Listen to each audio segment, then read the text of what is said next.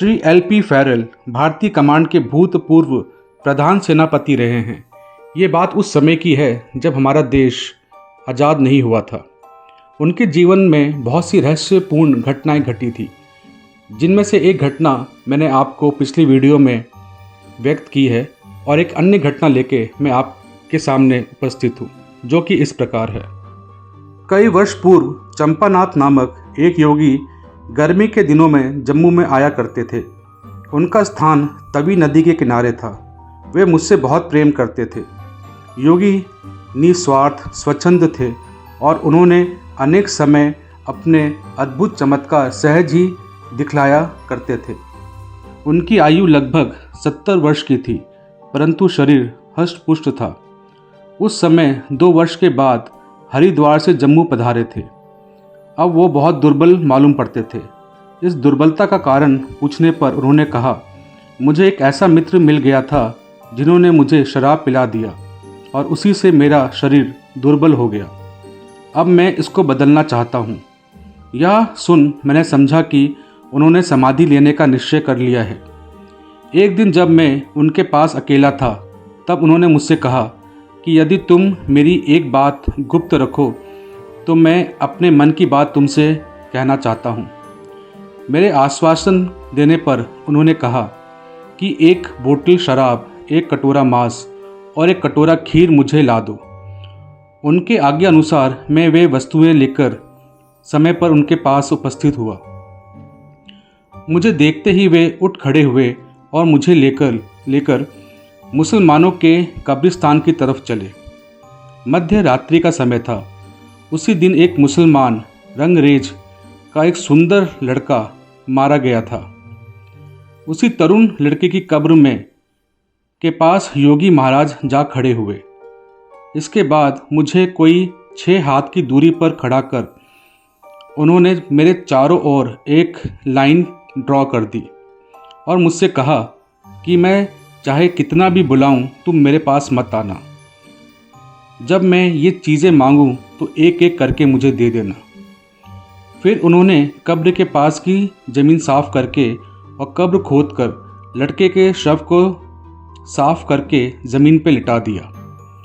कब्र के उत्तर की और थोड़ी ज़मीन साफ की और वे स्वयं उस पर लेट गए। आधा घंटा बीता होगा और मैंने देखा कि वो व्याकुल होने लगे और अब आवाज़ भी निकलना कठिन हो गई। 19-20 मिनट के बाद वे चिल्ला उठे और उनका शरीर का हिलना डुलना बंद हो गया।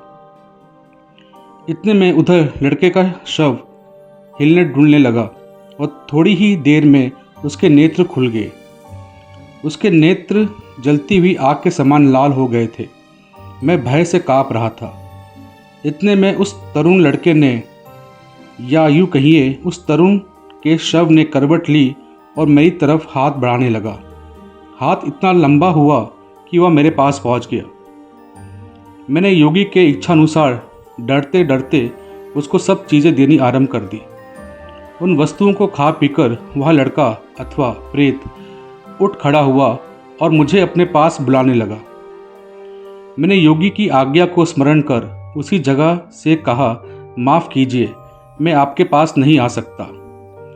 फिर वह स्वयं मेरे पास आया और मेरी सहायता से उस तरुण ने अर्थात उसके शव में प्रवेश किए हुए योगी ने अपने पुराने शरीर को उसी कब्र में गाड़ दिया। इसके बाद उसने मुझसे कहा कि मैं जाता हूँ, फिर 10-12 वर्ष के बाद तुमसे मिलूँगा और तुमको इस सहायता का पुरस्कार दूँगा।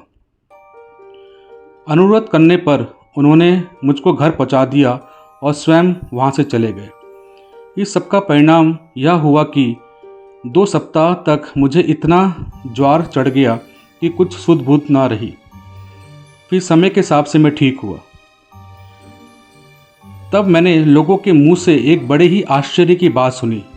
मृत लड़के के मकान के सामने एक सुनार रहता था। वह अमृतसर में अपने ससुराल गया था। वहाँ एकाएक उससे वही रंगरेज का लड़का मिला।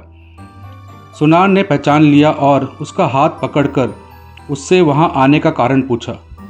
लड़के ने अर्थात उस लड़के के शरीर में प्रवेश किए उस योगी ने उत्तर दिया कि मुझसे मेरे पिता की अनबन हो गई है। इसी के कारण मैं घर छोड़ के रोज़गार करने के लिए यहाँ चला आया। सुनार उसको अपने स्थान पर ले गया। लड़का वहाँ खा पीकर सोया और सवेरा होते ही मैदान जाने के बहाने जो बाहर गया तो फिर लौट कर ना आया। सुनार जब लौटकर अपने घर आया तब उसने रंगरेज को यानी उसके पिता को सब हाल कह सुनाया। यह सुनकर सब आश्चर्यचकित हो गए।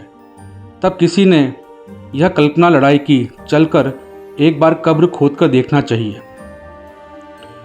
सब लोग मिलकर जब वहां गए तो देखा सचमुच लड़के की लाश गायब थी और उस तरुण लड़के की जगह एक 70-80 वर्ष के वृद्ध पुरुष की लाश थी। तब सुनार के कथन पर लोगों का विश्वास हुआ और उस तरुण के खोज में आदमी रवाना हो गए, परंतु अभी तक उसका कोई पता नहीं मिल सका।